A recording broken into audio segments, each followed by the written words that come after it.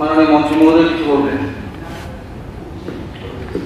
মাননীয় চেয়ারম্যান মহোদয়, মাননীয় সদস্য এবং রাষ্ট্রপতি পুরস্কার প্রাপ্ত পূর্বতন শিক্ষক অশোকচন্দ্র মিত্র যে প্রস্তাবটি এখানে এনেছেন এটার বিরোধ করার কোনো ব্যাপার নেই। আর রুলস এন্ড রেগুলেশনস এর ব্যাপারে মাননীয় সদস্য very senior member Shri Sudip Roy Barman যেটা বলেছেন, I am sure the speaker will take appropriate action. যেহেতু ফাইন্যান্স ডিপার্টমেন্ট থেকে যে নোটিফিকেশনটা করা হয়েছিল এটা উইথড্র হয়ে গেছে, so there is no point to refer that and bring another amendment. তবে একটা চমৎকার ব্যাপার দেখেছি আগে এইখানে, নর্মালি বিরোধী দল শাসক দলকে প্রশ্ন করে,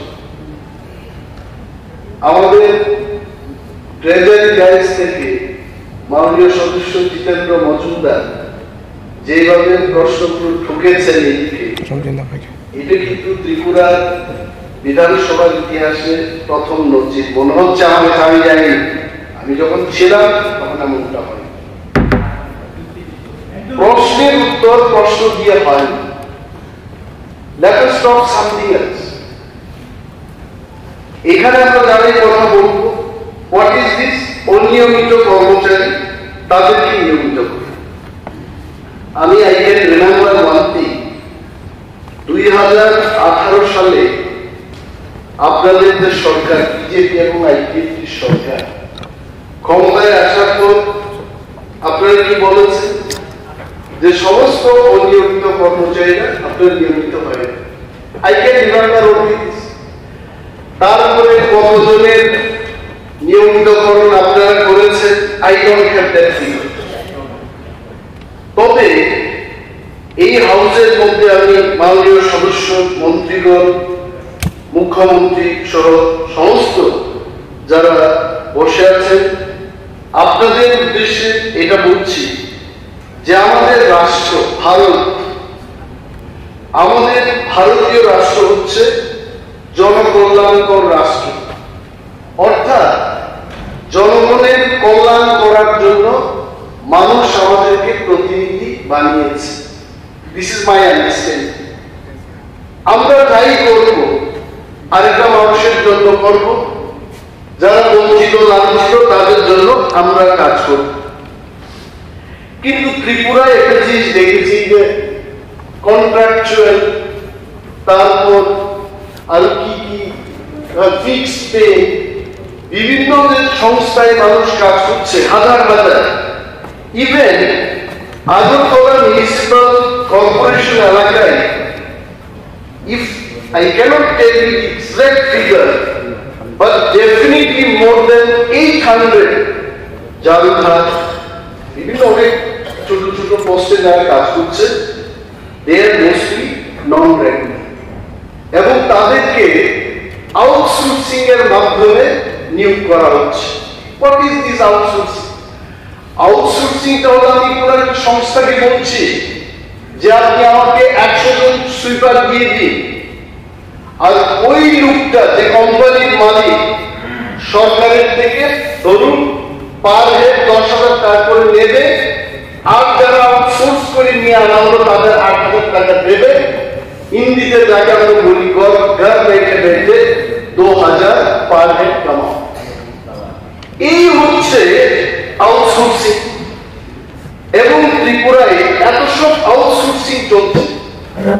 আমার কি আউটসোর্স, আমাকে কেউ জিজ্ঞেস করছে দাদা আপনি কখনো ব্যবসা করবেন? আমি বলছি না, আমি 40 বছর 30 বছর বয়সে ব্যবসা করিনি, এখন আর করবো না।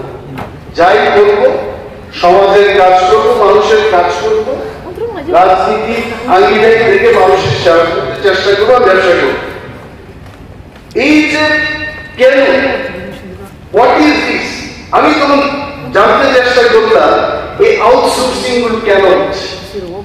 এটা হচ্ছে কিছু লোক আছে যারা আমি জানি না আপনাদের মধ্যে কে বা কারা সেই লোকগুলো আই ডোন্ট আমার মনে হচ্ছে যারা কাছের লোকের কিছু সুবিধা করে দিতে চায় they will be support outsource and আমার প্রথম দাবি থাকবে নিয়মিত অনিয়মিত থেকে নিয়মিত ভাবে প্রস্তাবের পক্ষে আমি বলছি কিন্তু আমার দাবি থাকবে let us stop the outsourcing এই আউটসোর্সিংটা কাজের কোয়ালিটিটা কমিয়ে দিচ্ছে একটা লোক 11 মাসের জন্য তাকে আমি আউটসোর্স করছি এটা চুরি করে চলে যাবে তার বিচারের কোনো ব্যবস্থা থাকবে না কারণ হি ইজ নট অ্যাকাউন্টেবল তাকে শাস্তি দেওয়ার কোনো বিধান নেই জাস্ট থিঙ্ক সিরিয়াসলি এবং আমাদের ত্রিপুরায় অনেকগুলো কেন্দ্রীয় সরকারের আওতাধীন অনেকগুলো স্কিম আছে সেখানেও শত শত কর্মচারী দেয় ইন কন্ট্রাকচুয়াল অর ফিক্সড পেজের কাজ করছে 14 বছর 20 বছর কাজ করছে তাদের আর নিয়মিতকরণ করা হচ্ছে one glaring instance and bringing in the house আমাকে এই সংগঠন বারবার এসে বলছে নেট/স্ল্যাট পিএইচডি ফোরাম মানে শিক্ষায় শিক্ষিতদের মধ্যে এদের চাইতে উপরে আর কেউ আমি I don't have net I don't have slack how many of us sitting here including chief minister how many of us have PhD degree আমাদের কেউ আছে আমি জানি I don't have at least I will tell you এই যে নেট/স্ল্যাট PhD করার লোকগুলো একটা ফোরাম করে আমার মতো কার আছে পার্লামেন্টারি অ্যাফেয়ার্স মিনিস্টার আমি জানি উনি আমাকে পিএইচডি পাওয়ার পরবর্তী সময়ে কোনো অনুষ্ঠানে উনি আমাকে ডাক দেন আই ডোন্ট নো এরা ওনারা এসে বলছে যে ত্রিপুরায় অনেকগুলো কলেজে কন্ট্রাক্ট বেসিসে তারা 14 বছর কাজ করছে কিন্তু এদের নিয়মিতকরণ করা হচ্ছে তাতে কি হচ্ছে এখানে মাননীয় মন্ত্রী মহোদয় যিনি পার্লামেন্টারি অ্যাফেয়ার্সের মিনিস্টার উনি শিক্ষামন্ত্রী ছিলেন he knows very well national education policy আমাদের যে নিউ এডুকেশন পলিসিটা হবে সেখানে কি বলেছে 25:1 মিনিমাম 25 জন স্টুডেন্টদের জন্য একজন করে অ্যাসিস্ট্যান্ট প্রফেসর বা প্রফেসর নিয়োগ করতে হবে if roughly we calculate আমাদের এই রাজ্যে we need 2100 more assistant professors সেখানে এই শিক্ষক সম্পদের মধ্য দিয়ে রাজ্যের শিক্ষা ব্যবস্থা চলছে তাতে কি হচ্ছে পত্রিকায় দেখেছি কিছুদিন আগে যে more than 40% স্টুডেন্ট বিশ্ববিদ্যালয়েরা ফেল করেছে 40 বা 60% they could not pass the exam এবং এরা ধর্ণা দিয়ে ভাইস চ্যান্সেলরের কাছে ধর্ণা দিয়ে তাদেরকে বলা হলো এখন তোমরা পাস করে ফেলেছো আর পরীক্ষায় বসতে হবে দিস ইজ দি শিক্ষা ব্যবস্থায় রাজ্যে অথচ আমাদের ভারতবর্ষের অনেক রাজ্যে একটা রাজ্যে নোটিফিকেশন এগুলো অনেক পরিশ্রম করতে হয় আমি যদিও পূর্বতন বিরোধী দলনেতার মতো পরিশ্রম করতে পারি না আমার যারা সাধ্যমতো আমি নিয়েছি গভর্নমেন্ট অফ ওয়েস্ট বেঙ্গল এর কি সুন্দর একটা বিজ্ঞপ্তি দিয়েছে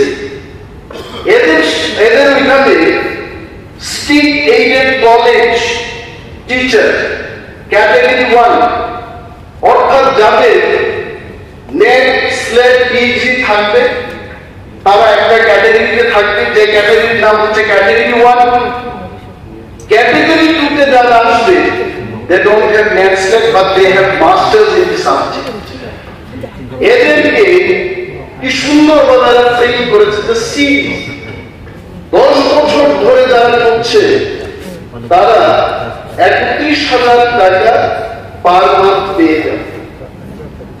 আর 10 বছরের বেশি যারা করবে তারা 35,000। আমাদের রাজ্যে শিক্ষিত বেকারদের চিৎকারটা হচ্ছে, আত্মনাদটা হচ্ছে, তারা বলছে ঠিক আছে আপনারা যদি চাকরি দিতেই না পারেন চলবে, কিন্তু একটা সিস্টেম করে আমরা যেন খেয়ে বেঁচে থাকতে পারি তার ব্যবস্থা করব। আমি টেলিং অশোক বাবুর এই প্রস্তাবে আমার কোনো বক্তব্য নেই, 100% আই এম উইথ অশোক বাবু। কিন্তু তার সাথে সাথে বলছি ঠিক আছে আপনারা নিয়মিত করতে পারছেন না, কিন্তু অনিয়মিত কর্মচারীদের জন্য একটা ফর্মুলা তৈরি করুন, something like government of West Bengal কি সুন্দর করে করে চালিয়ে সেই দিকে যাবো না। আরো একটা ব্যাপার হলো এই যে আউটসোর্সিং করতে গিয়ে এটা ব্যাখ্যাটা কি বলছে, বলছে রাজ্যের সরকার বেকারদের দায়িত্ব নিতে চান না। বেকারদের যদি সময়টা বাড়ানো যায় অনুমতি দেন, ঠিক আছে সময় বাড়ানো যায়। I have no problem. So rather we have no problem. I have that politically which is not correct. I think we don't have problem. That's it. So এই যে আউটসোর্সিং এর বিরুদ্ধে কিন্তু রাজ্যের হাজারো বেকার এদের একটাই কথা যে সরকার আমাদের দায়িত্ব নিতে চাইছে না। They are not taking responsibility. এটা কিন্তু এটা লজ্জার ব্যাপার। Why government will not take responsibility of the unemployed youths? আমার প্রথম দাবি যে আউটসোর্সিংটা বন্ধ হোক, সরকার বেকারদের দায়িত্ব নিক এবং দায়িত্ব নিয়ে হাজার বেকারদের কর্মসংস্থানের ব্যবস্থা করুক এবং কিছু সময় বাদে, যেটা আমাদের মাননীয় বিধায়করা বলেছেন যে 10 বছর হোক 5 বছর হোক একটা আইন তৈরি করে তাদের নিয়মিতকরণ করার ব্যবস্থা গ্রহণ করা হোক। এইভাবে আগে বলছি এবার এই কথা যে টেট পরীক্ষা দিয়ে যারা শিক্ষকতার চাকরি করে, নো বেগ ইন ইন্ডিয়া, আমি জানি না আপনি আমার দিকে দেখছেন, no beg in India other than in Tripura, তারা ফিক্সড পেতে চাকরি করে না। বাট আমাদের ত্রিপুরা, শ্রেষ্ঠ ত্রিপুরা হ্যাজ গট একটা ইনস্ট্যান্স আমরা তৈরি করেছি যে টেট পরীক্ষা দেওয়ার পরও ফিক্সড পেতে চাকরি করতে হবে। আমি অনুরোধ করবো সরকারের কাছে, আমি তর্ক করছি না, আগামীকাল দেখাবে যে শুধু প্রশ্নই করছে, আমি অনুরোধ করছি সরকারের কাছে যে টেট পরীক্ষা দিয়ে যারা ফিক্সড পেতে চাকরি করছে, please don't such thing to that, তাদেরকে রেগুলার করার ব্যবস্থা করুন। আবার বলছি, এই পিপল আর ওয়াচিং না, এসটিডি বেকার কতবার 1 বছর ধরে আমরা বলছি, you have not taken any action. যারা টেট পরীক্ষায় উত্তীর্ণ হয়ে গেছে, you have not given them offer. তবে সরকার যে বলছে যে আমরা উন্নয়নের দিকে এগিয়ে যাচ্ছি, I tell you, you add up all this point, তখনই মনে হবে যে এই রাজ্যটা এগিয়ে যাচ্ছে। I not take much of your time. অনুরোধটা সেখানেই থাকবে যে হাজারো আমাদের এই রাজ্যের অনিয়মিত কর্মচারী যারা আছে তাদেরকে দ্রুত আপনারা নিয়মিত করে তাদের ভবিষ্যৎকে সুরক্ষিত করুন। এই কয়েকটি কথা বলে বক্তব্য শেষ করছি। ধন্যবাদ।